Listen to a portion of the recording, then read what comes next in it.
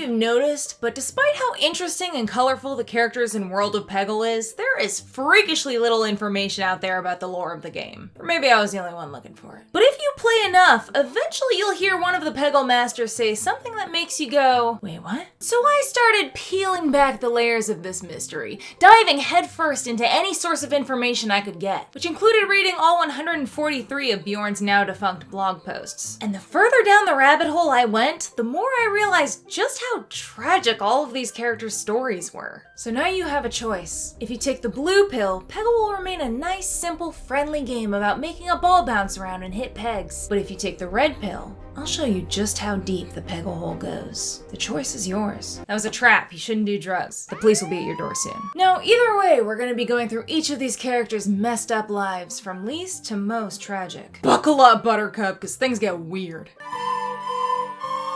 First up, our least tragic candidate is Splork Sporkan, whose name always reminds me of Ruff Ruffman, which I'm not entirely ruling out as non-coincidental. Splork's main cardinal sin is being boring. God, he's boring. And to be honest, I probably wouldn't be saying that if the rest of the gang weren't such freak shows comparatively. But I mean, come on, his two biggest interests are bowling, followed by golf. Like, his wildest dream is to bowl the perfect game. And with his nonsensical ramblings and made-up words, it's just so hard to pay attention to him. All things considered, in the world of Peggle, Splork has a pretty cushy life.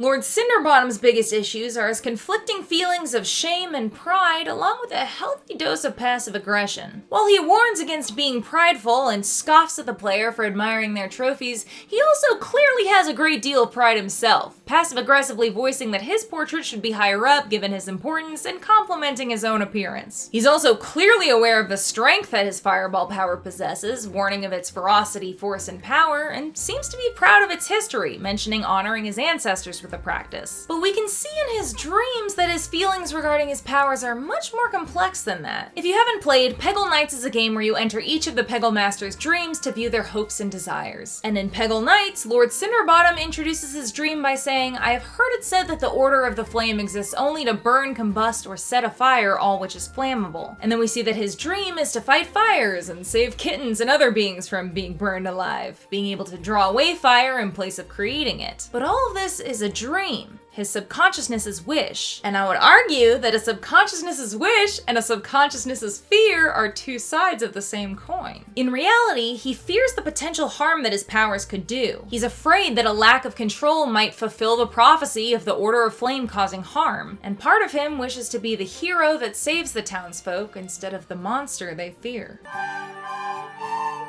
Cat Tut doesn't actually know what he wants, going through life directionless and in a daze, sleeping most of the time. Many of his quotes would lead you to believe that all he wants is a ball of yarn, and he even says that as long as there's a giant ball of yarn in his dreams, he's happy. Only there isn't any yarn in any of his dreams. Not even a thread, as he points out. Which says to me that he's been following a false prophet of happiness all this time. And even then, it came with the existential realization that trying to reach the top of his passion was a fruitless endeavor. So what do his dreams consist of if not yarn? What does he want? Well, it's hard to say, seeing as his dreams consist of various inconsistent scenes and professions, with even fear sneaking in there as well. And considering he sleeps 98% of the day by his own admission, Cat Tut's dreams are a purgatory of sorts, where he can get hurt and even feel sleepy even though he's already asleep. Directionless while awake, directionless while asleep. Cat Tut. Master Who may seem like an expert in all things Zen, but I believe that he not only has to force himself into that role, but may be doing so to run from a darker past. The cracks started to show for me when otherwise profound sayings would have a shockingly casual conclusion to them. For instance, him saying, "Our journey will take us where we're meant to be." Or maybe next door. Close enough. Or when he asks you to consider the sound of one hand clapping or a tree falling in the forest, and then twists it into a scenario about producing music. And interestingly, this musical reference ties into what would be his dream in Peggle Nights, to cut loose and be a rock star, playing in front of tens of thousands of screaming fans. Which makes me wonder if this was what he actually dreamed of in real life, too. maybe a dream he left behind. We might be able to see glimpses of his life as a struggling musician and his lines about some life choices being better than others, scarfing a cheeseburger and falling asleep, and being owed money. Perhaps Bjorn took him in and offered him a different path and in such a way to make a living. After all, that's what he did with Warren. And speaking of, it's possible Master Who might be passive-aggressively referring to Warren when he's talking about being owed money. The shoe would fit. But regardless, Master Who originally craving the life of being a famous musician and having to settle for the life of a Zen Peggle Master gives his introductory line a whole new connotation. Renfield Pumpkin is fame and money hungry, jealous, and either lobotomized or a masochist, which feel like they should be easier to distinguish between, but let me explain. Renfield says that he had the insides of his head scooped out to make a pie and didn't feel a thing. Troubling. But perhaps more troubling, in Peggle Nights he says he loves art in all forms, including pie making, which I know doesn't automatically mean a pumpkin pie, but they definitely expected us to make the connection. So if he loves pie making and participated in pie making, then maybe his claim that he didn't feel a thing was actually meant to be a conveyance of disappointment. But you know, I guess when it comes down to it, he's either just lobotomized or lobotomized and kinky. And what I actually think is more intriguing is whether or not the inflated ego he has is a result of said lobotomy, or if it's a product of a genuine level of fame he's reached. In one of Bjorn's blogs, it stated that Halloween is the most hallowed festival of the year, and in the Plants vs. Zombies Almanac, it's revealed that Pumpkin is Renfield's cousin, who says he's some sort of big star, so it's possible that Renfield does actually have some weight to his name. However, him and his cousin clearly don't keep in communication very often, so if Pumpkin got all of his information from Renfield post-lobotomy, Renfield might have inflated his worth a little bit. Justified or not, Renfield definitely acts like a diva. He refers to the gentleman holding him as his valet, he likes to believe that famous painters copied his works, and he's quick to put a high price tag on his dream art as soon as it's complimented. His line about haunted houses actually being very fruitful and rewarding places of employment read to me as if he perhaps had previously worked that gig prior to being a Peggle Master and is trying to justify its merit. However, if his grandiose attitude is merely a side effect of delusion brought about by a lobotomy, that's pretty tragic. Claude Lobster is continually looked down on, disregarded, and ignored, which may very likely have resulted in a, size paraphilia. Everything and everyone Claude knows and loves turns their back on him. Ladies ignore him, his friend turns on him, and the people of his birthplace that he loves so dearly mock him. Even the player refuses him the time to sit and listen to his stories. Heartbroken, he fantasizes about towering over everything, harnessing the power that he lacks in the real world. And while I'm not here to yuck anyone else's yum, it does become a problem when his pent-up aggression spills over into the waking world, where he can at times display some aggressive tendencies. Sometimes I worry that Claude is one incident away from discovering some problematic subreddits. Oh, Jimmy Lightning.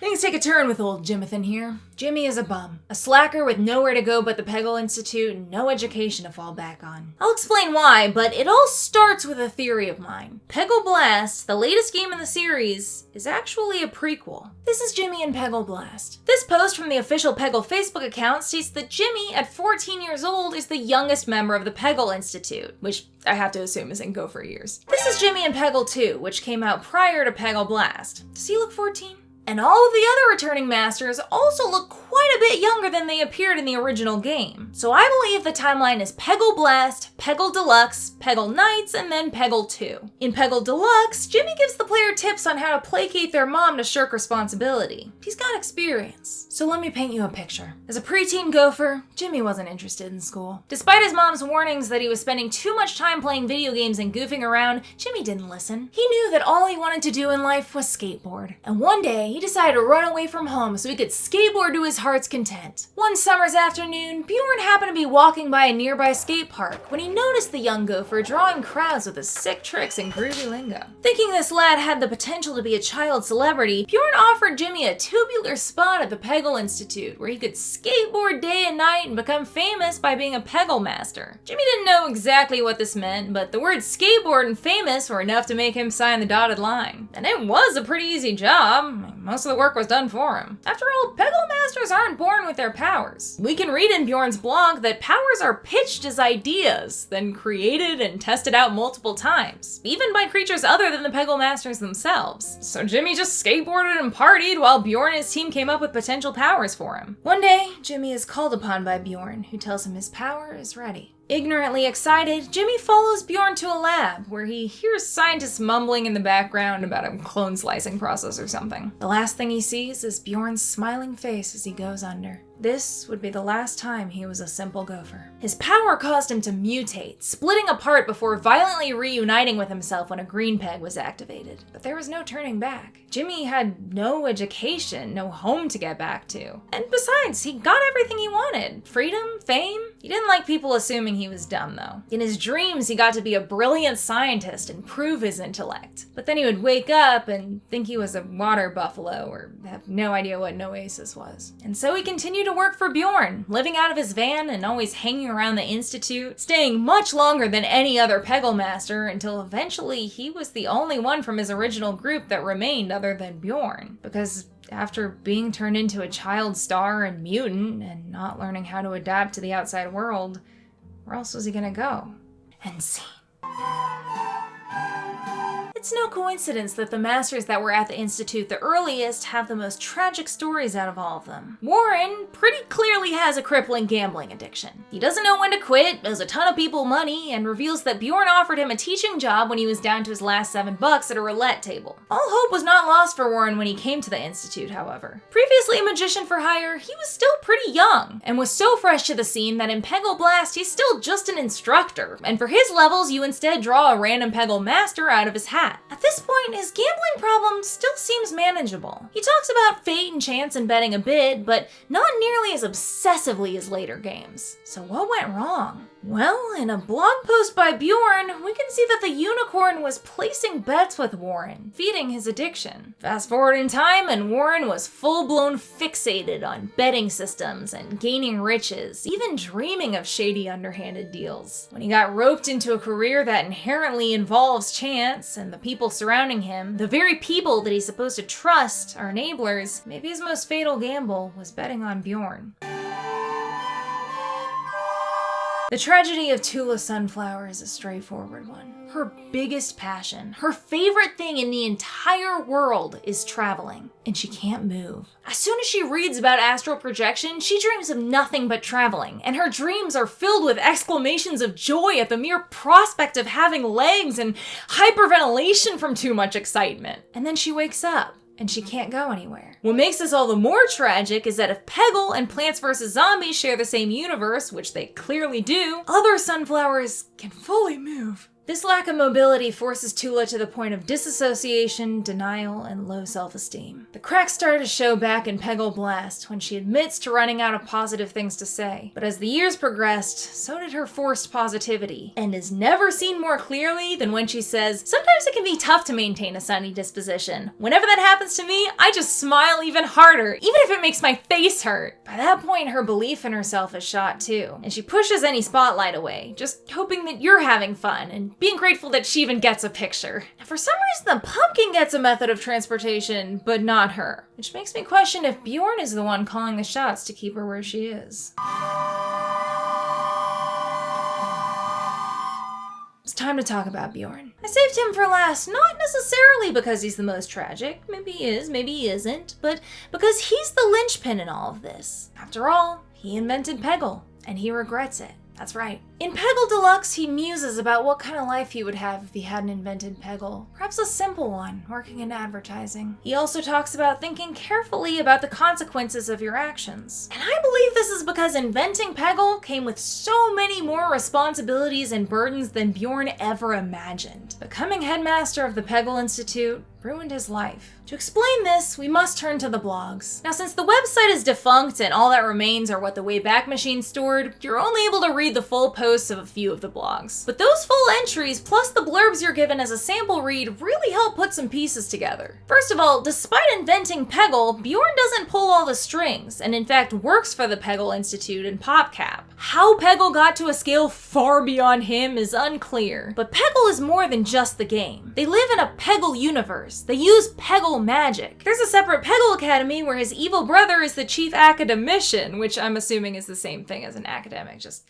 Peggle-fied. Just taking a second there. Bjorn invented Peggle, and then his brother, who hates him, eventually got a job where he oversees a Peggle school's educational program. That's probably pretty trippy for Bjorn. And in this Peggle world, everything is such high stakes. Food can't just straight up be consumed because it might be a fully conscious being. Bjorn misses 2 weeks worth of blogs, and as punishment he gets trapped in what's called the Sorry Cube, saying sorry for many times longer than our universe has existed. He gets kidnapped by fans and has to escape. And all the stress clearly gets to him, since he frequently gets extremely sick. Lord Cinderbottom even disclosing in a blog entry that Bjorn begged him to take over the blog that week in between agonized screams. And when the punishment is being held in a purgatory where time is amorphous, I don't blame him. In Peggle Deluxe, Bjorn says that he doesn't tell people where the term extreme fever comes from, but from his blogs, we can venture a guess. He gradually gets more and more irritable, developing a hair-trigger temper, and it's at this point in the blogs that something very strange happens. Remember how I mentioned that Bjorn isn't the one pulling the strings? In 2009, he makes a post wishing us humans a happy Thanksgiving. Not too long after that, we see him lose it a couple of times. A while later, he makes a post that says, "Usually I'm philosophically, financially, and contractually prohibited from discussing any games other than Peggle." His first time calling attention to powers higher than him. The very next post, he's fallen ill and Lord Cinderbottom has to take over. Then things seemingly resume as normal. But wait, that Thanksgiving, his post says, "I don't know about you humans, but in the Peggle universe, we have a celebration called Thanksgiving." Almost like it was written by someone else. Then the headmaster goes missing for the entire month of December while different Peggle Masters post in his place every week. But come January 7th, he's back. He just gotten stuck in a filing cabinet. Super normal. But wait! Come November,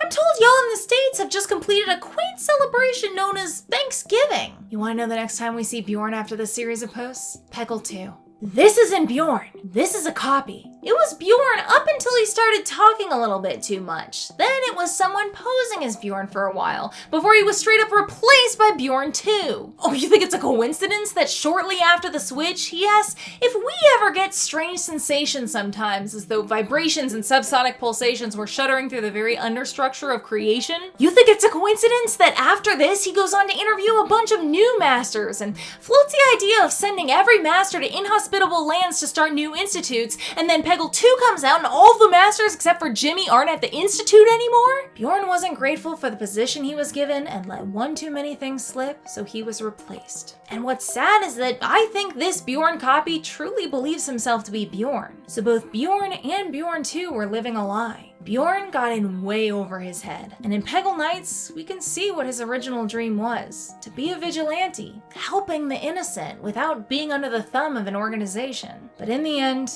he lost his freedom, lost himself, lost his friends, was eventually discarded.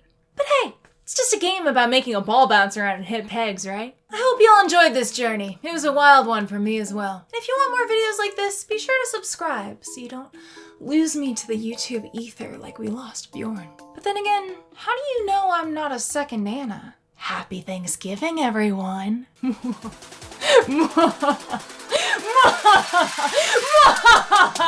Goombanna is the wonder why she didn't come to play. Gaming vids that'll make you laugh and think and put them on replay. Intelligent, kind and funny, her community's #1. Stick around and kick your feet up. Goombanna has just begun.